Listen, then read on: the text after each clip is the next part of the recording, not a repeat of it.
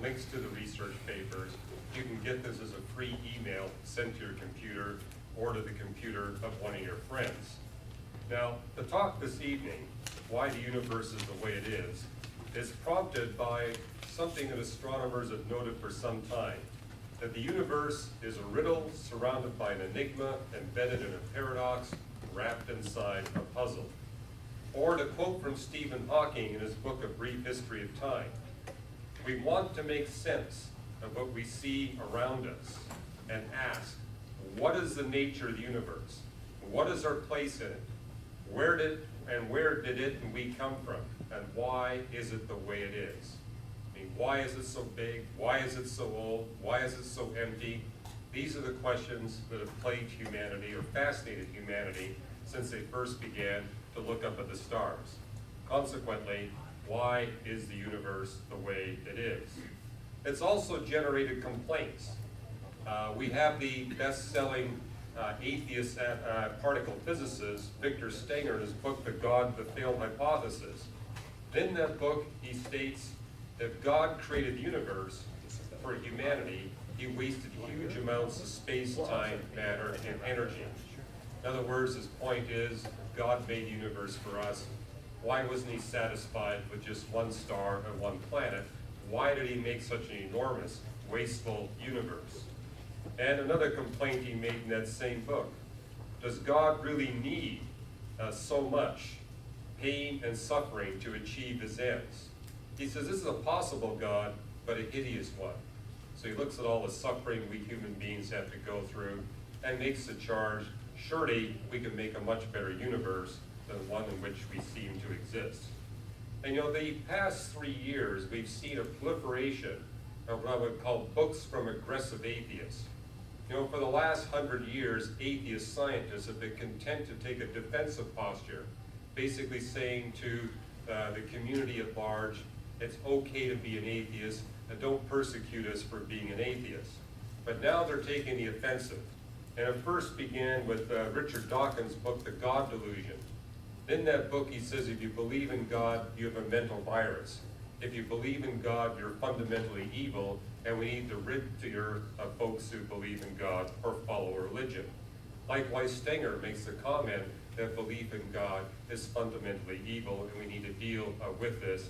And we've seen, 3 New York Times best-selling books come out in the past 2 years promoting this idea that belief in God is fundamentally evil. Now, I thought to start off my talk tonight, you'd be curious, where does this aggressive atheism come from? It's a new phenomenon. The source of it, as far as I can tell, comes from Free Inquiry. Free Inquiry is the largest circulation atheist magazine in the world, with a circulation of about 150,000. And they've been the ones behind the publications of the new Humanist Manifestos. The first manifesto was 1933, but there's been Humanist Manifesto 2 and Humanist Manifesto 3, prompted by Free Inquiry and the Secular Humanist Organization. But a number of years ago, Free Inquiry decided to go one step beyond these Humanist Manifestos and publish what are called the Humanist Affirmations. And in their last magazine, they reprinted these affirmations. I have a copy with them up here. This was in the inside cover of an issue back in 2002, and they just, as I said, reprinted it in their last issue. And what I want to do for you is publish these statements from these humanist affirmations that are different from what's in the manifestos. A lot of what's in here simply repeats what's in Humanist Manifestos 1, 2, and 3. But I think the source of this aggressive atheism comes from the 4 new statements. So let me begin and show you statement number 1. And the statement number 1 is that we deplore efforts to explain the world in supernatural terms and to look outside of nature for salvation. In other words, if you're looking beyond nature, this is a deplorable situation. Number 2, we are citizens of the universe. And in an accompanying commentary, they made the point, we are only citizens of the universe. The universe is all there is. And we affirm humanism as a realistic alternative to theologies of despair. And here's where this concept of a fundamental evil about belief in God comes from. That if you believe in God, you're in a pathway of despair, and your mission is to promote despair. And in case you missed the point, the final new statement, they say as secular humanists, we believe in optimism rather than pessimism, hope rather than despair, learning in place of dogma, and truth instead of ignorance. In other words, if you're an atheist, then your mission is optimism, hope, learning, and truth. What could be better than that? But if you're a believer in God, then your mission is pessimism, despair, dogma, and ignorance, and this is the reason that we really need to rid the earth of you. Now what I want you to understand is take these four new statements, which is really the foundation for this aggressive atheism, and I want you to put it in the context of this research paper that got published in the Astrophysical Journal by Lawrence Krauss. Who's Lawrence Krauss? He's the chairman of the Astronomy and Physics Department at Case Western Reserve University, but he's much more famously known for leading the fight against creationism and intelligent design. So he travels around the country speaking against both intelligent design and creationism. But in this paper, he lays out what we have to look forward to in the future of the universe. The title of the paper, Life, the Universe, and Nothing. Life and Death in a Never-Expanding Universe. And he published this paper shortly after astronomers had proven beyond any shadow of doubt that dark energy is a dominant component of the universe. In fact, the WMAP now tells us it makes up 72.1% of all the stuff of the universe. And dark energy has been likened as an anti-gravity term, but it's better described as an anti-elastic band effect. It's the energy that's embedded in the surface of the universe. And the way it works is the opposite of an elastic band. The more you stretch it, the more energy it gains to accelerate the expansion of the universe. And it's such that we now recognize that every year that goes by, the universe expands more rapidly than it did the year before. And this is going to keep going on and on into the future.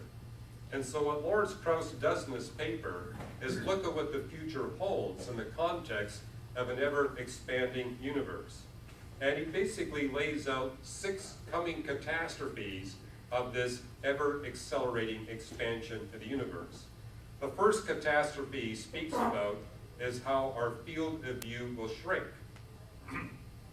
What he points out is that dark energy already is expanding the most distant parts of the universe just under the velocity of light.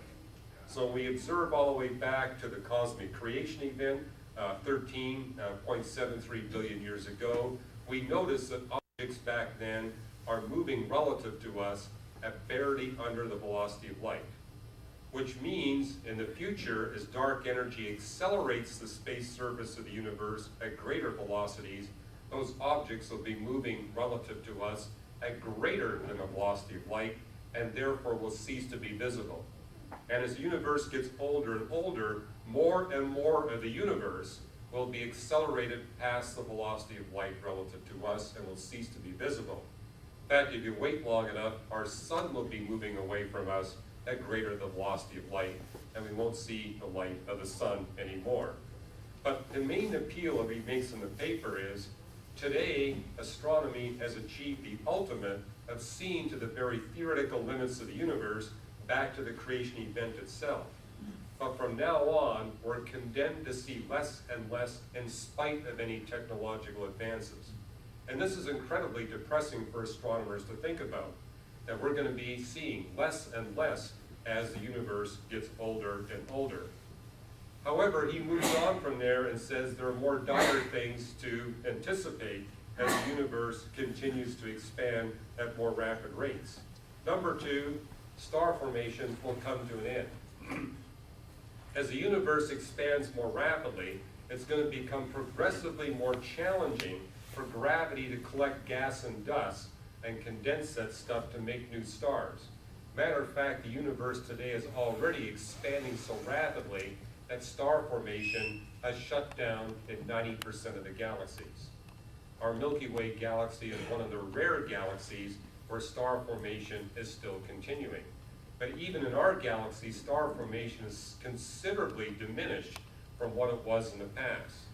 And as we look forward into the future, dark energy will accelerate the universe at such a point that star formation everywhere will cease.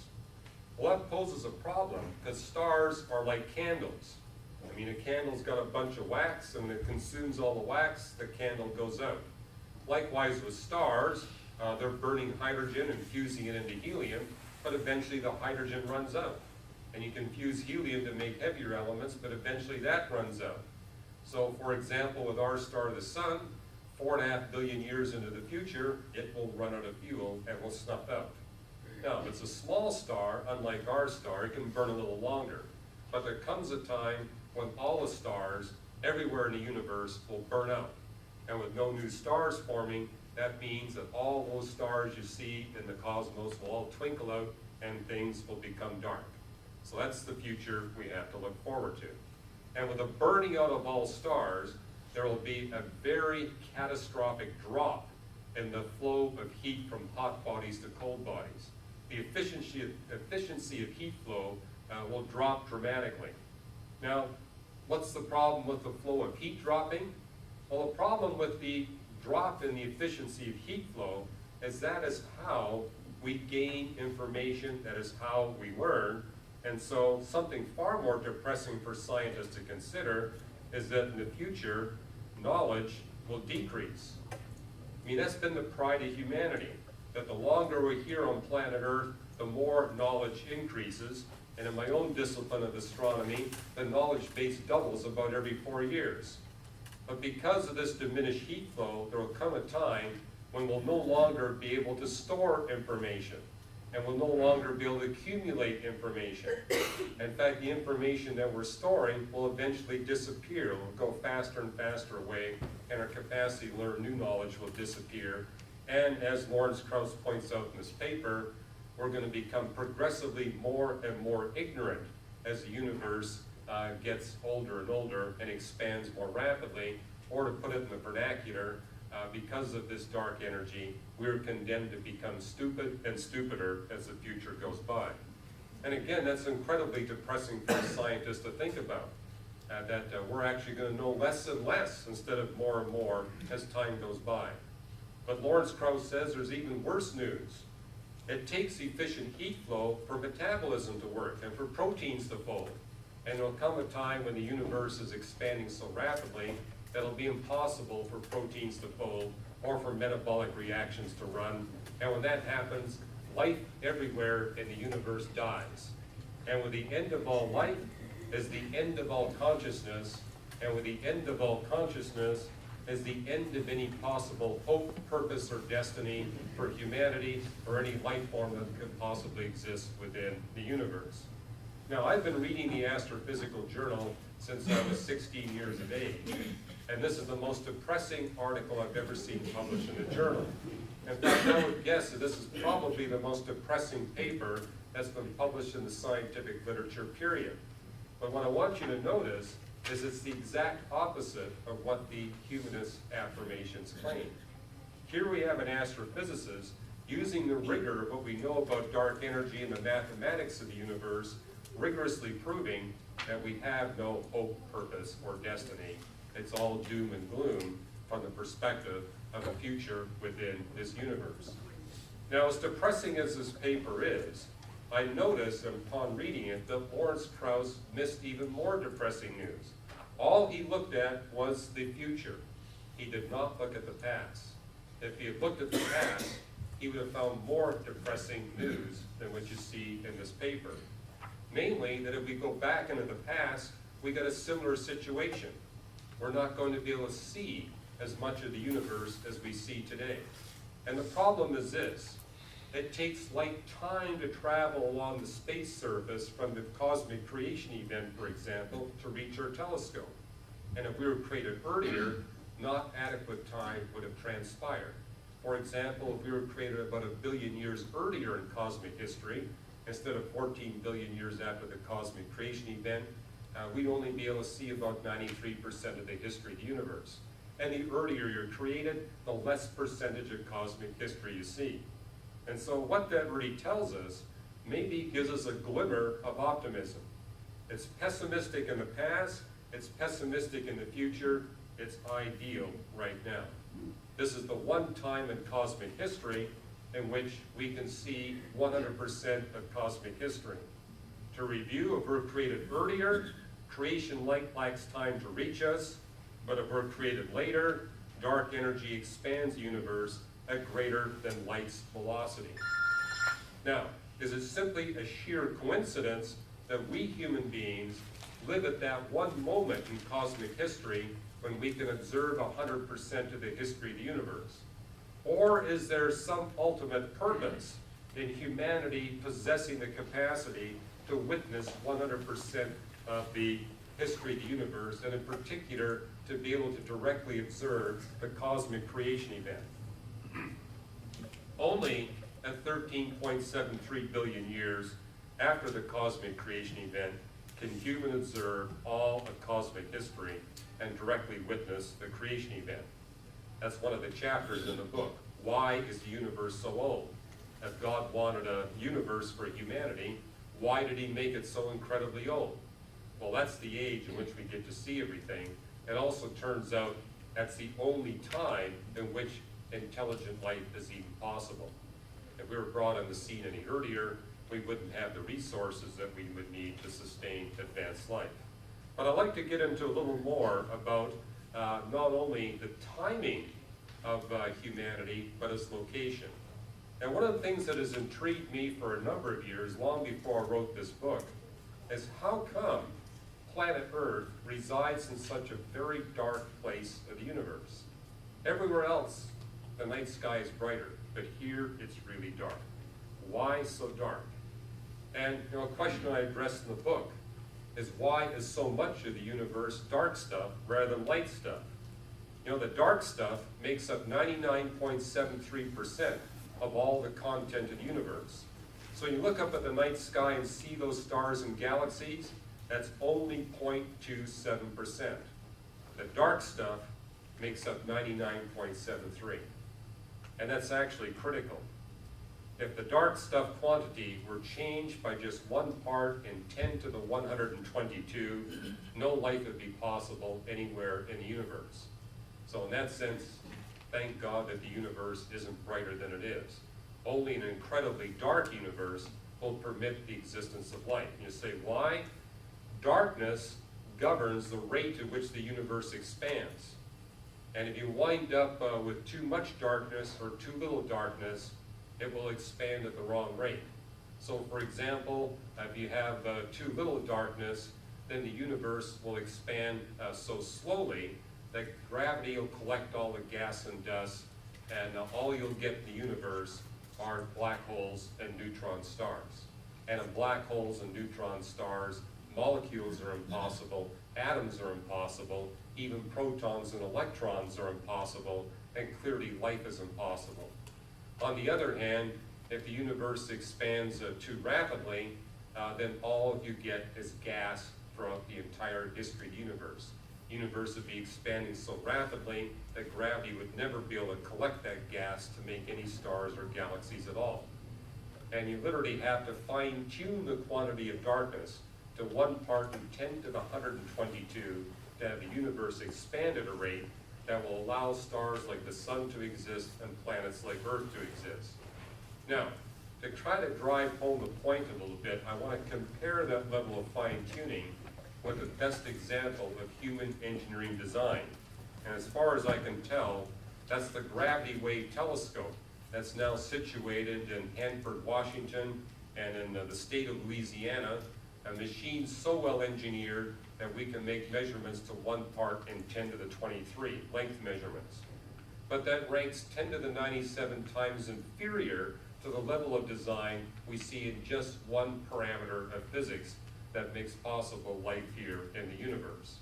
Which means that the one that designed the universe for the benefit of humanity, at a minimum, is 10 to the 97 times more intelligent and more knowledgeable than the Caltech and MIT physicists that designed this instrument. And I did research with these guys. They are very bright people, but they're not as bright as the one that designed dark energy. Also, I want to look at the location. I mentioned earlier about Earth's dark location. When we look at the Earth, we see that it is far from the galactic bulge. Now, in the center of that slide there, you can see that very bright nucleus of the Milky Way galaxy.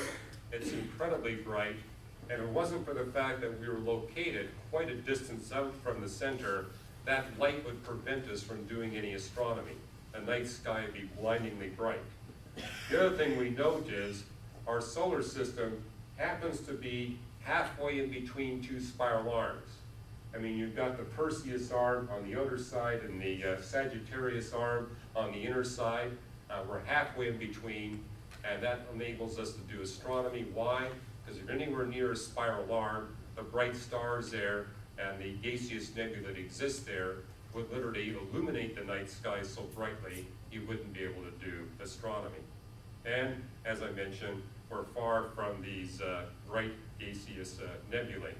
This is a slide of the brightest gaseous nebulae in our Milky Way galaxy. This is the Orion Nebula, that fortunately is so far away and so small that it doesn't impede our nighttime observations.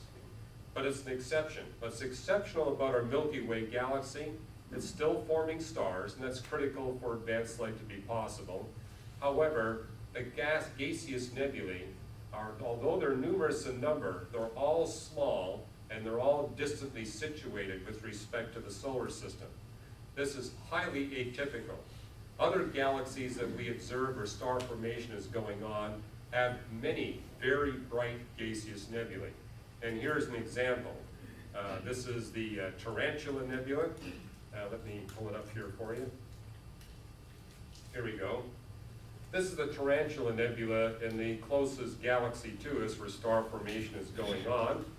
And it's much brighter than our Orion Nebula. And what I want to show you in the next slide is a side-by-side view that shows you the Tarantula Nebula right next to the Orion Nebula. Now, the Orion Nebula is the biggest, brightest gaseous nebula in our Milky Way galaxy, contrasted with the Tarantula Nebula. Now, can you all see the Orion Nebula on the left? That's it, right there. Wow. Okay, this is all the scale. If we were to trade places with the Tarantula Nebula and the Orion Nebula, when you would go outside at the night sky, that Tarantula Nebula would cover 80 moon diameters across the sky. It would be so bright you could read a newspaper by it, and we'd have to shut down all our observatories. Astronomy would not be possible. Now, there's more to our darkness. One of the things we notice is that our solar system is exactly in the galactic plane.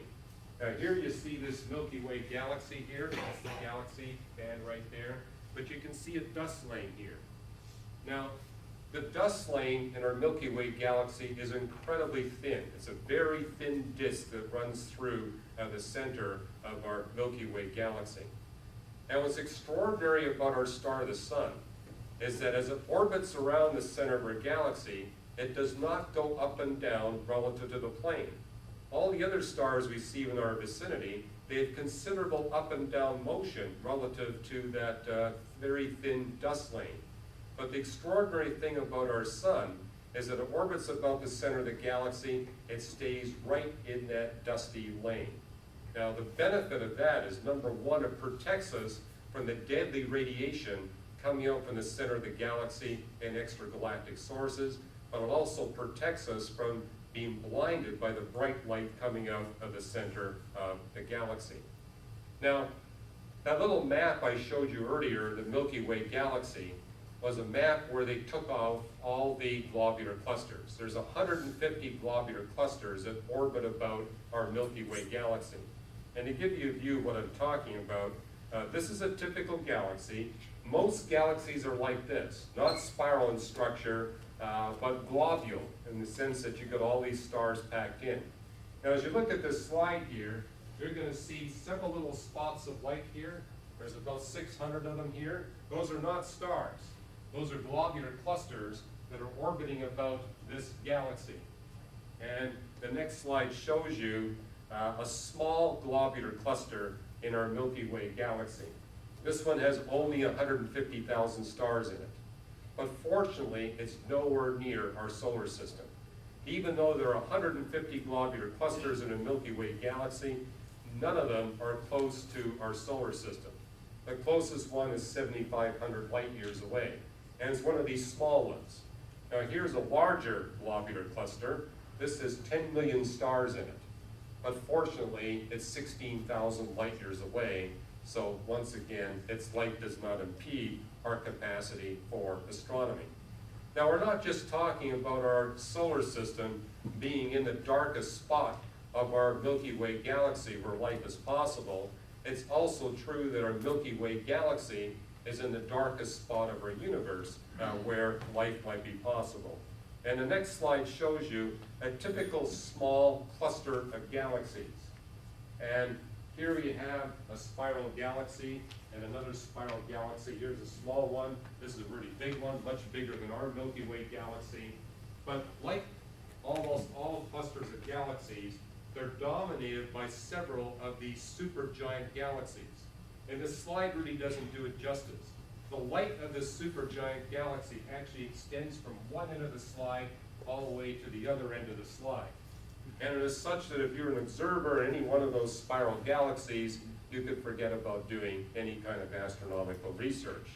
But that's not a typical galaxy cluster. Here's a typical galaxy cluster with about 10,000 member galaxies in it, filled with supergiant galaxies, and notice how jammed tight the galaxies are. Now, what about our Milky Way galaxy? It exists in a small cluster that has 40 members. It has no supergiant galaxies. It has no giant galaxies. There are two medium-large galaxies, our Milky Way galaxy and the Andromeda galaxy, and the rest are dwarf galaxies. And unlike these galaxy clusters I've been showing you, where the galaxies, if they were the size of my fists, are about that far apart, and our local group of galaxies, the average distance is like this, without any supergiants. And so when we look up at the night sky, nearby galaxies do not impede us from doing astronomical observations. Well, what I'm pointing out here is that this seems to contradict what Lawrence Krauss is saying in this paper, that we have no hope, no purpose, no destiny. Because what we're seeing here is something that indicates that there must be some purpose. There must be purpose because we human beings not only are at the best time, the only time, the unique time to see all of cosmic history, we're also at that unique location. You know, it's one thing for the atheist to say it's a sheer coincidence that we human beings are living at the only time when we can see everything, but it's not just that we live at the only time, we also live at the only location. And so it really stretches credulity to talk about a double coincidence where we live simultaneously at the unique time and also at the unique location. Much more rational to conclude that there really is some purpose in humanity being in a position, unique position and unique time in which we can see all of cosmic history. Is it the case that the Creator, for example, has a purpose in us being able to see all of creation history? Or as the Bible says, the heavens declare the glory of God, they declare the righteousness of God. What we're seeing here is we're at the one position and the one time where it's even possible to see that. Now what I want to do in the next few minutes is give you 4 independent scientific evidences. I'm not talking about the Bible, I'm just talking about scientific evidences that demonstrate that we human beings do indeed possess some ultimate hope, purpose, and destiny. And there are many more than 4, but I'm just going to review 3 more pieces of evidences for you. One is called the Anthropic Principle Inequality, which also explains why the universe must be so old to support us. And if you thought you're going to hear nothing but physics tonight, I'm actually going to give you a little bit of biology. The fact that we see something unusual about what drives different forms of life here on planet Earth, and I'm going to end up with the original contribution in this book, Why the Universe is the Way It Is. The universe as the best possible physics for the conquest and the removal, permanent removal of evil and suffering. And so let me first talk about this anthropic principle in inequality. If you're not familiar with the term, the anthropic principle is the observation that the presence of humans places severe limits on the constants of physics and the structure and history of the universe, the galaxy, and the solar system. And I don't know of any astronomer today who does research in this discipline that fails to disagree with Paul Davies' assessment that when we observe the universe, we see overwhelming evidence for the design of the universe for the benefit of life and human beings in particular. But it was the British cosmologist Brandon Carter who back in 1983 first pointed out this Anthropic Principle inequality. And what he explained is you really can't bring human beings upon the cosmic scene in anything less than 14 billion years. However, when we look at the maximum longevity for the survival of human civilization, it must be less than 41,000 years. Hence the inequality. It takes billions of years to make us a home, minimum, but the maximum time in which we can live in a civilized state is only thousands of years. There's a difference of a factor of 1 million between the two. Now the book goes into a lot of reasons for that Anthropic Principle inequality. I'm just going to give you a couple of hints at what supports this inequality. The first is the abundance of uranium and thorium. And uranium and thorium are critical for advanced life because that's the heat source that drives plate tectonics and provides for a long-lasting, strong magnetic field. And unless planet Earth were super enriched with uranium and thorium, we wouldn't have continental land masses, we wouldn't have a mechanism to compensate for the increasing luminosity of the sun, and we wouldn't have the strong magnetic field to protect us from deadly radiation. And uranium and thorium come from supernova eruptions, giant stars that burn their fuel quickly, and then as they explode in their final phase of burning, they shower interstellar space with the ashes of heavy elements, elements basically heavier than iron, including uranium and thorium. The only source of uranium and thorium in the universe are supernovae. Now, these supernovae are quite aggressive in the early history of the universe. When star formation is taking place at an active rate, you get lots of supernovae. But today we're late enough in the history of the universe where star formation has subsided to such a degree that the production of new uranium and thorium sources is definitely way below what it was in the past. And the problem with uranium and thorium, they're radiometric. Uranium decays with a half-life of 4.5 billion years, thorium with a half-life of 14 billion years. Hence we see this rise to a peak abundance. On the left side, we have supernova producing more uranium and thorium than the decay of uranium and thorium. But on the right-hand side, star formation has subsided to a point where the decay is far greater than the production of new uranium and thorium. Now, what that means is the universe reaches a peak abundance of uranium and thorium when it's about 9.2 billion years old. Okay, keep that in mind, because what we're going to look at is we're going to take the current age of the universe and subtract 9.2 billion from it. When you do that, you get 4.57 billion years ago. So it's 4.57 billion years ago when the universe reached peak uranium-thorium abundance. What's the age of the Earth? The best measurement of the age of the Earth is 4.5662 billion years ago. Notice the two dates agree, which means Earth formed at that very moment when uranium and thorium reached a peak abundance. And you say, well, why didn't God create us human beings 4.57 billion years ago? Well, the sun forms at the same time as the Earth. And the thing about the sun is, it's quite unstable when it's young. And it's going to become quite unstable when it's old. Stars are like human beings. They're very unstable when they're young, and when they're old, they're maximally stable when they're middle-aged. And that's the case with the sun. It reaches maximum stability when it's 4.57 billion years old. Now, bacteria can handle quite a bit of flaring activity. We human beings can't. We're big, we've got lots of protein. We really don't want to be around when the sun is in this unstable phase. Now, when we look at the sun, what we note is that of all the stars that exist, it's stars that are exactly the mass of the sun that have optimal stability. So big stars are more unstable than the sun, and small stars are more unstable than the sun. That's why life is only possible, advanced life is only possible on a planet that orbits a star that's the identical mass of our star, the sun. And the flaring minimum occurs when the sun is 4.57 billion years old. But something that's been discovered through neutrino research is that the sun entered an extreme luminosity stability 50,000 years ago, and at most it's going to last for another 50,000 years. Now, what I was sharing this morning and yesterday is that DNA evidence now puts the date for the origin of humanity, the first man and the first woman, at 50,000 years ago.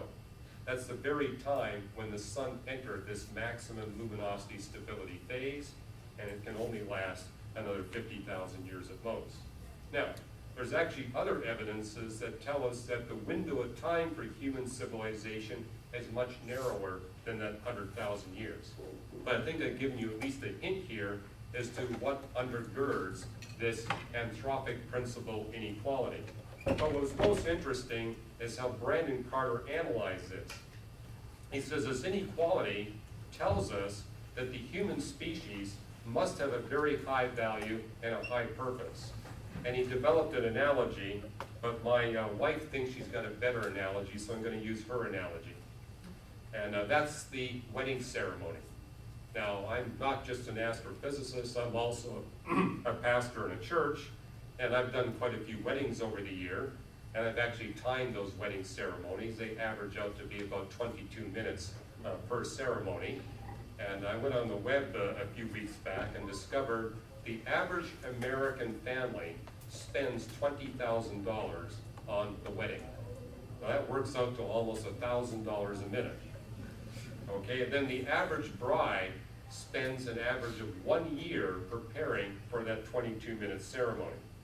And so, using the analogy of Brandon Carter, what is it that makes a rational bride and a rational father of the bride spend so much time and money on something that lasts only 22 minutes? It's because that 22 minutes has a very high value and a very high purpose. Therefore, the father does not consider it a waste of money, and the bride does not consider it a waste of time. Although in my case, I didn't get married till I was 32, and my wife was almost 30, and her father came to her and said, well, your mother and I have decided that we want to help pay for the wedding. We're going to give you $500, and anything that's left over you can keep. So, and of course it costs quite a bit more than that, but I think you get the point. And Brandon Carter's point is the only rational explanation for this enormous inequality, a factor of 1 million, is that there must be someone out there that places a very high value and a very high purpose on the human species. Now, I did say I was going to give you some biology. One of the mysteries of life is that we observe that all life strives for self-preservation. You know, every animal life form we see out there has this powerful drive within to seek to preserve its life or the life of its offspring, or both, or to maximize the quality of life. And we human beings have that same drive. And you know, I'm old enough to remember the theater release of that movie, 2001: A Space Odyssey. Probably several of you have seen it on television. And the kind of the plot of that movie is you've got this rogue computer, HAL, that has a self-preservation subroutine built into it. And because of that self-preservation subroutine, the computer rebels against the astronauts. While we walked out of the theater, I saw the movie with 4 other graduate students in the physics and astronomy department. And as we walked out of the theater, we were speculating, I wonder how long it will be before someone writes a subroutine, a self-preservation subroutine for a computer. And we all rather naively said, well, certainly by 2001 it'll be a done deal. Well, here it is 2008, and I don't know of a single programmer who even knows how to outline the subroutine, let alone write the subroutine, yet it exists in every life form. And here we have naturalists trying to explain the origin of life, but that's chemistry and physics. Where did this self-preservation subroutine come from? But if you look at higher life forms, we see other pieces of software embedded within their being. Birds and mammals have this drive within them to nurture and serve and please members of their own species, but what's incredible is they also are programmed to do the same thing with us human beings. And all this programming took place before we human beings even existed. They were programmed in advance to serve us and to please us. And if we look at us human beings, we have this drive to serve and please God, and we have this drive to seek after purpose and destiny. It was Saturday before last, I was doing a debate at Caltech in front of 700 atheists. And what I noticed is those atheists there manifest the drive to seek after ultimate hope, purpose, and destiny just as strongly as we Christians do. I don't see any difference. And yet if there is no God, why should we have any hope, purpose, and destiny? And why would we human beings have this drive if there is no reality to purpose and destiny? Evolution should have weeded it out a long time ago, and yet we all possess this drive. Now, what I present here is somewhat idealized. Now, I'm making the claim that birds and mammals are programmed to serve us and please us. We don't always see that. Likewise, I'm making the claim that we humans are programmed to serve and please God. How do you explain all the atheists that are rejecting the idea of the existence of God? Well, I think something gets in the way. You can call it sin, you can call it evil, and with respect to the birds and the mammals, it's our abuse, humanity's abuse of birds and mammals, that impairs their capacity to serve and please us, which is why they tend to run away from us and fear us, because they think we're going to do damage to them. But I've been taking vacations here in British Columbia where I purposely go to places where human beings haven't been for at least 50 years. And what I noticed there is that when you're dealing with these creatures, these birds and mammals that have not had contact with human beings, you can see their strong desire to serve and to please us human beings. If they've not been abused, if they've not been exposed to the evil, you see quite the opposite result. And likewise, it's evil that causes humans to turn away from God and hampers their capacity to serve and please Him. In fact, what I noticed at this atheist conference is that they were very passionate about the non-existence of God, extremely passionate and insistent about the non-existence of God. And I was commenting to several of them afterwards that I thought that provided us with the strongest evidence that day for the existence of God.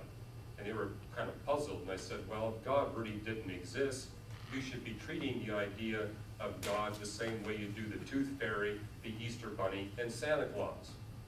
But I don't see you getting emotionally upset about the Easter Bunny. You only get upset about this idea of God. My belief is that you don't deny the existence of God, you just don't like Him.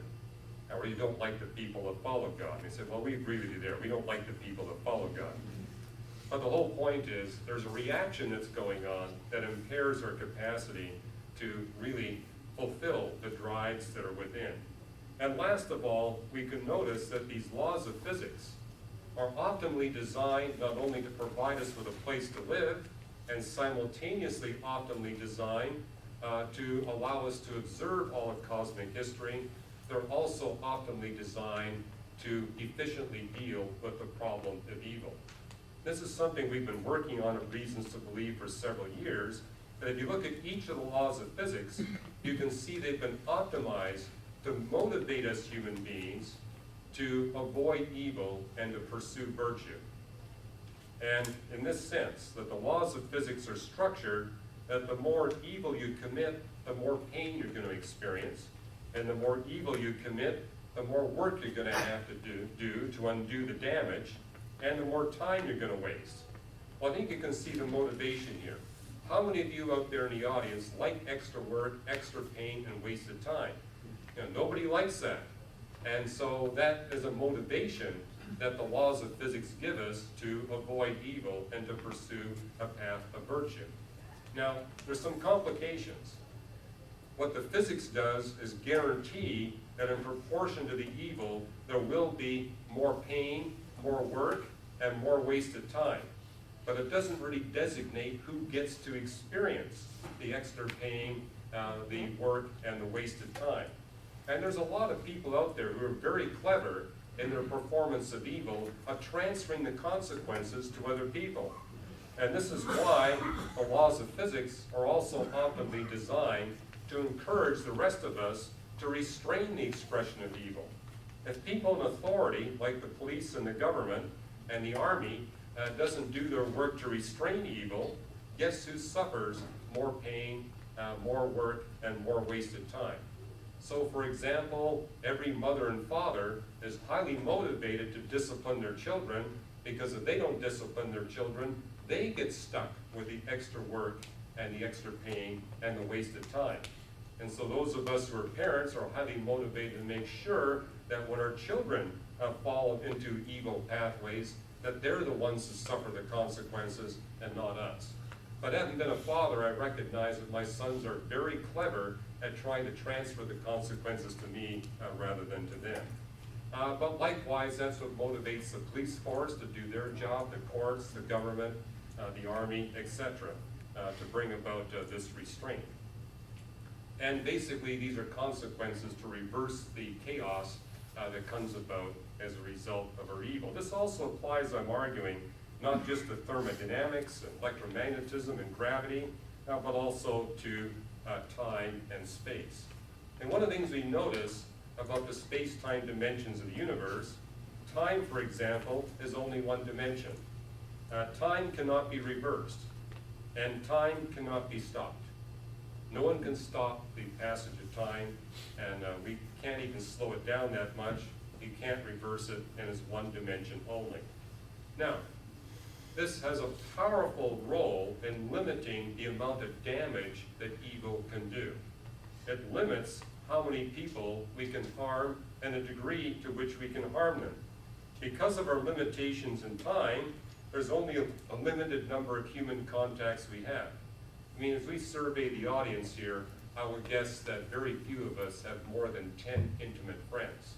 We simply don't have the time to develop more than 10 close friendship relationships. And we may have lots of associates. I travel around the world.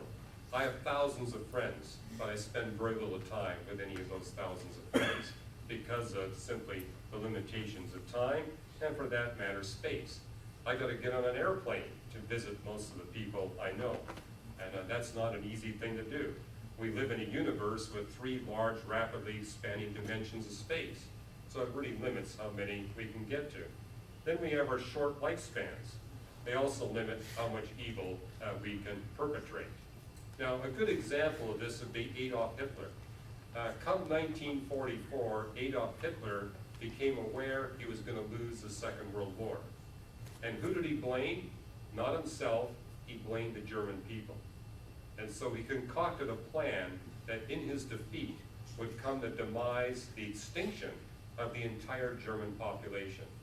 So we all know his notoriety for bringing about the death of 6 million Jews. But he also intended to bring about the death of 85 million Germans.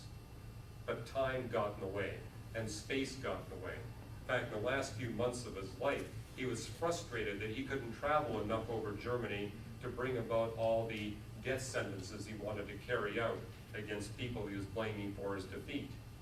And the other thing is, as doctors told him, he was dying of Parkinson's disease. And back then he didn't have the therapies we have today. He was told at most he had 2 years to live, which really explains all the bad decisions Adolf Hitler made in the last year of the war. He was pressured by a short lifespan.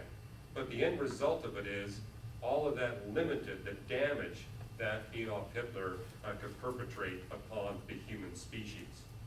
Well, I hope I've given you enough data here. There's more in the book, but enough data tonight to recognize that here we have 4 independent pieces of evidence that point to the purpose and the value of humanity and its destiny. And yet we have Lawrence Krauss here saying we have no hope, purpose, or destiny. What's the resolution? Well, I'd like to suggest that we have plenty of scientific evidence that there really is hope, purpose, and destiny for the human species, and that the mistake that Lawrence Strauss made is presuming that any hope, purpose, or destiny we would have to lie within this universe. And in fact, what we see in the Bible is a two-creation model. Now, I didn't even think about the existence of God or the different religions of the world until I was 17 years of age. But as I began to compare the holy books of the religions of the world, I noticed that outside of the Bible, they all present a one creation theology. What's fascinating is they all talk about humanity starting off in paradise, and how humanity loses paradise, but how God or gods or cosmic forces are on a mission to restore humanity to paradise. So when I picked up the Bible, I found something very different. That God is not going to restore us to paradise, He's going to deliver us from paradise. That paradise is actually described in the Bible as a place where humanity was shackled by the restraints of the physics and the space-time dimensions. And we have described instead as a two-creation model, where the first creation is that universe in which God brings about the end of evil and suffering to prepare the way for a new creation where the physics and the dimensions are radically different. A quick review of this two-creation model. It begins with God creating the universe of matter, energy, space, and time. And then God takes that universe and prepares it for human beings, but He also prepares it for the evil that will result. What does He first do? He puts Adam and Eve in the Garden of Eden, paradise, where there is no evil, where the suffering is minimized. But one of the things we notice about the Garden of Eden is that God had the option of keeping Satan out of that garden for all of eternity. But God did not choose to do that. Instead, He opened the gate and invited Satan to come in. And so He allows Satan to come in, knowing full well what would happen. So we have human beings not only exposed to evil, but tested by evil and failing the test. But God had a master plan in effect to use that exposure to evil to bring about a much higher good. Namely, to bring about the end of all evil, but not just the end of all evil, the end of any possibility of evil ever occurring any time into the future for all of eternity. And then God prepares the new creation for redeemed human beings. And we have God permanently removing evil and placing redeemed humans in the new creation. And these redeemed humans rule with Christ over the angels and the new creation. Now, the heart of this two-creation model is God purposely exposing human beings to the most difficult challenge in the context of evil that's possible. It's no accident that Satan is the most powerful creature that God ever made. And so that means that we human beings today are being put under the greatest possible test. An analogy I use in the book that a few of you here in the audience might appreciate is the experience of getting a PhD. And a few of us here in the audience have this little piece of parchment. What that piece of parchment is unlike any other certificate that you get. That certificate guarantees that you'll never have to be tested again. And so that's the promise that the University of Toronto gave me, that I would never again be tested for my competency in astronomy. And it's based on the principle, I'm not saying it's true, but based on the principle that they subjected me to the most difficult test they could possibly concoct in the field of astronomy. And since I passed the most difficult test, there's really no need or point to test me again, so I get this guarantee. Well, in some respects, what we're going through now in this creation is similar. We're being subjected to the most difficult test. And as we pass that test, we get a guarantee as we enter the new creation. Never again will you succumb to evil, and never again will evil appear within the new creation, because the only people who go there are those that have passed the test. But there's another important component to the analogy. When I was at the University of Toronto, at least that time, back in the late 1960s and early 1970s, it was a very challenging program, such that in my class of 13 graduate students, I was the only one that got through the program without failing or spending time in a mental institution. We had the 16-story physics and astronomy building, and immediately next to it was a 12-story psychiatric hospital. And the joke was we needed to have a corridor between the two buildings.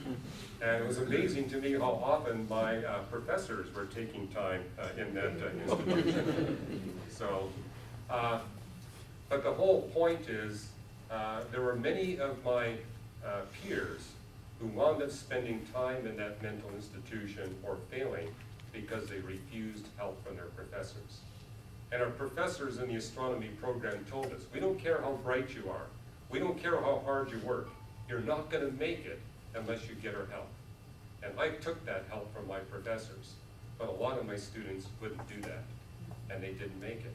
Well, the same thing's true here. We have a creator that offers help to get through this most difficult test. And if we take his help, we will get through it. If we say we don't need you, you're not going to make it. So that kind of completes the two creation model. But what I do in the last chapter of the book is explain to you why it's really worth taking this life seriously. Because there's a great reward beyond. What is it that motivates a student to suffer for 4 years under the hands of his professors? I mean, it's not pleasant. But the reason why we students do it is we look forward to the 40-year career that lies beyond. And because of the promise of that 40-year career, we actually consider the suffering to be quite pleasant. Several of us actually enjoy the challenge of going through that suffering, but only because of what lies beyond. Well, the second creation, as described in the Bible, is worth every effort of the evil and suffering that we're being exposed to now. And keep in mind, it's short.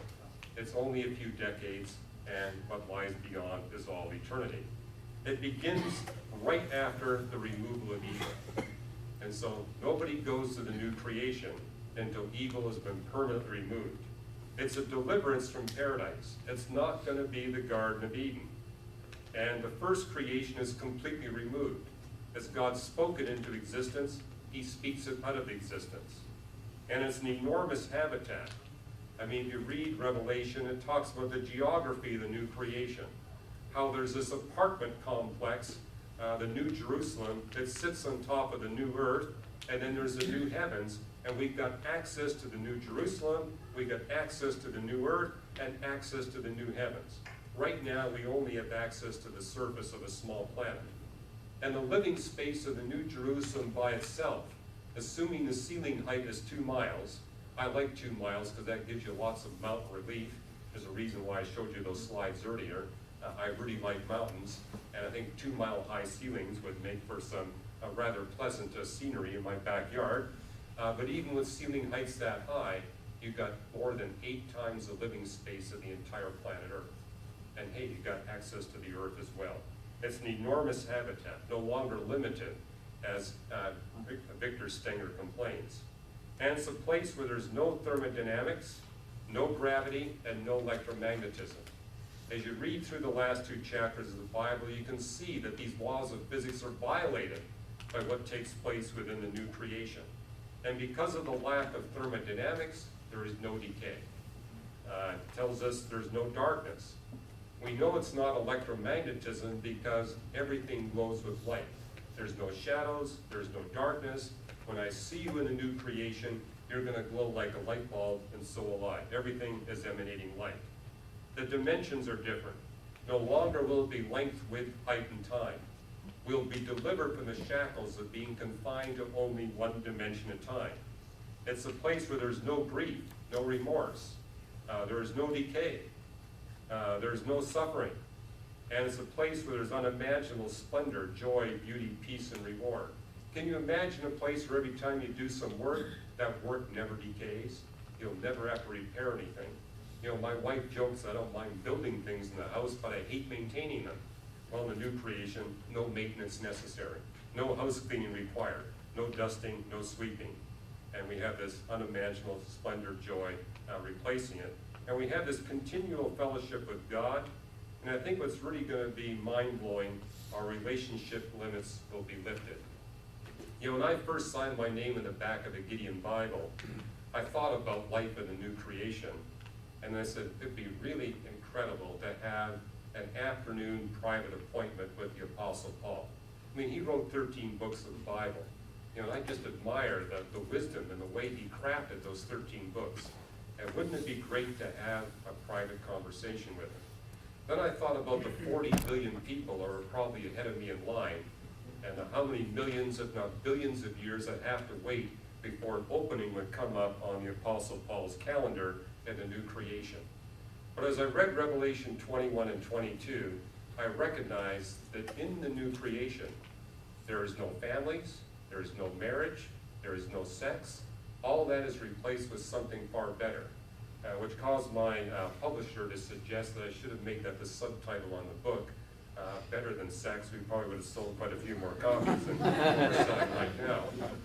But the whole point is, the family structure that we see and the marriage structure that we have here on planet Earth right now is designed to bring about some level of intimacy and love given the restrictions of physics and the space-time dimensions. And what I tell my wife is, in the new creation, we'll be constantly together. I'll be constantly beside her and be able to listen to everything she wants to communicate with me for all of eternity. And that'll be the case with everyone else. And you know, Ken Samples, our staff philosopher, says, I'm not sure I want to be listening to my wife for all of eternity. And I said, well, you can do that simultaneously with having a place, a cave, where you're all by yourself and nobody's talking to you. Both can happen simultaneously. Why? Because I believe that what you see described in the last two chapters of the Bible is that God is going to enable us to relate to one another geometrically rather than linearly, which means the Apostle Paul will be able to take millions of simultaneous private appointments and somehow be able to give private personal attention and care and love to millions of people simultaneously.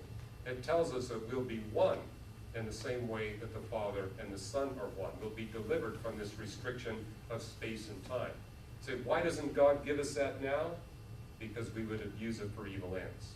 And so he puts us in this space-time restriction in order to bring about a restraint on evil until evil is finally conquered and removed. So that means in the new creation, we'll be in continual contact with one another at the most intimate level, simultaneously with everyone else that is there, and you'll also be able to have your private moments. And in that context, the pleasure limits are completely lifted. And keep in mind that in the new creation, you'll never be around a boor. There's going to be no obnoxious people in the new creation, because getting in a new creation, everything that is obnoxious about it will be stripped away first, and so everybody's going to be fascinating to listen to in the new creation. And I shared that with Ken Samples that, hey, you're going to be wanting to listen to everything your wife wants to say to you for the rest of eternity, because she's going to be far more fascinating than she is now. That'll be true of every one of us. Well, I'd like to sum this up with a verse from Hebrews chapter 2. And the comment we see in the book of Hebrews is, how can we possibly turn down such a magnificent offer as we see life in the, let me bring this back for you. There we go. How can we escape if we ignore such a great salvation? If we really appreciate what God is offering to us in the new creation, and what he's offering in terms of his help to get through this test of evil and suffering, how can we possibly turn this down? But hey, if you want to read more about this, you can check out the book, Why the Universe is the Way It Is. And if you'd like to be kept up to date in some of these latest scientific discoveries, I mean, literally they're coming out every day, you can not only get that free email, we make available a magazine called Connections, and it's available free for the asking. And with that, I'd like just to turn over our time to questions. We are going to do a drawing. So if you got that little card there that we passed out to you, to fill it out, we'll be picking up those cards, and we're going to be giving away some of these books. But I'd like to take a question or two before we collect all the cards. So who would like to offer a comment or a question? And it doesn't have to be in tonight's topic. I'll take anything that relates to science-based issues. Yes. I was wondering, I'm not sure if it goes along exactly what you're saying, but in relation to Adam and Eve giving birth to all society, how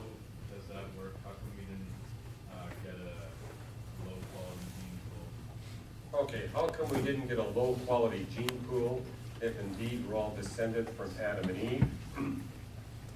Well, what you notice in the Bible is there's no prohibition against brother-sister marriages in the book of Genesis. But there's a strong prohibition in the book of Exodus. And from Exodus forward, that's no longer permitted. Now, in the book of Genesis, what was forbidden was parents having intercourse with their children. That's a moral depravity, according to the book of Genesis, but not brother-sister marriages. And when you read the book of Exodus, what Moses says when he brings about that prohibition, he says, we're putting this into effect so that we will not suffer the diseases of the Egyptians. In other words, he's making the point that the prohibition against brother-sister marriages is not a moral prohibition, it's a health prohibition. And in terms of the diseases of the Egyptians, when the Jews left the land of Egypt for Israel, that was a period in time when the royal family of Egypt felt that they were gods and the rest of the people were beneath them. And so the only person a Jew or an Egyptian prince could marry was a sister. You know, she'd be a god, so only the gods married gods. Consequently, by the time Moses made that decree, we see in the Egyptian royal line hemophilia. And that's what he meant by the diseases of the Egyptians. And to answer your question, risks of genetic defects of that nature take many consecutive generations of brother-sister marriages. And if you're only talking a few generations, the risk is zero. And so we notice that in animal husbandry, that people want to develop a new breed, they will breed brother-sister creatures, but they recognize you can only do that for a few generations. Then you have to stop, or you're going to propagate genetic defects. And in some parts of North America, I think it'd be a good idea to prohibit first cousins from marrying, given how long cousins have been marrying one another. And so that's the principle there. It's okay for the first few generations, but there will come a time when you will propagate genetic defects. So in that sense, there's no problem, say, with Cain marrying a sister or a niece or a grandniece. Okay, so then it's not as bad to recreate with your sister's children? I mean, I won't expect it to equal as much as directly to your sister. Well, here in Canada, there's a law against that. And the reason why there's a law against it is because of the health issues. Scientifically, doesn't crash.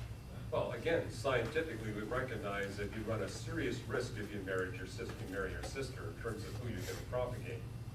And so that's why we don't do it. It's not because of morality, it's because of the health concern. Yes? Adding on to that, like in a cellular level, how did the genes differ from Adam and Eve when they became able genes to like find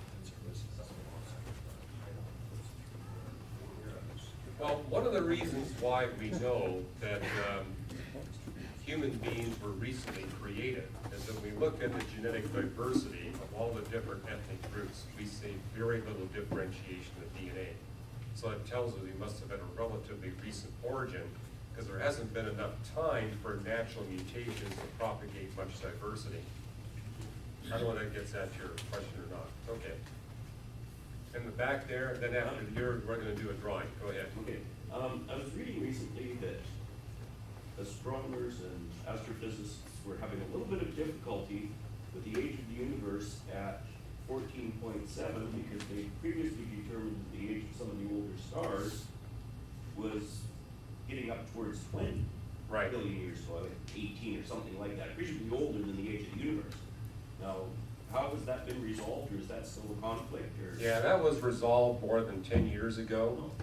And so today the ages of the oldest stars are coming in at around a little more than 12 billion years, some 12.5 billion. In fact, we now recognize that we're not seeing the very oldest stars.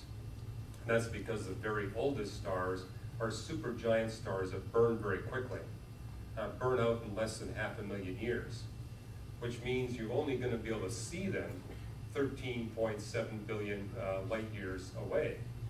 And that's so far away, we do not yet have powerful enough telescopes to pick up the light from stars at those distances.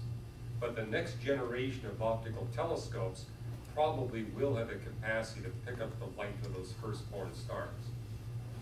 But we're anticipating that they'll come in at an age that we already know how old they're going to be because of our measurements in the cosmic background radiation. But yeah, you're right. 20 years ago, we were seeing a conflict between the expansion measurements of the universe, which gives you one indication of the age, and the indication we were getting from stellar burning. And you say, what corrected all that? Well, we found out that we were a little bit off on the expansion measures, and that we were quite a bit off on the estimates of how long these stars have been burning, and that was because of the problems with trying to determine exactly how star formation and star burning operates when the universe is very young. Now today, 20 years ago, the most accurate age we had for the universe was indeed based on stellar burning, and it wasn't 18 to 20 billion, but it was coming in at 16 billion, plus or minus about 4 billion years. And that one time, that was the most accurate estimate. Radiometric dating was less accurate than that. The expansion rate of the universe was less accurate. What has happened is all three methods have become far more accurate, and as they become far more accurate, they have become consistent.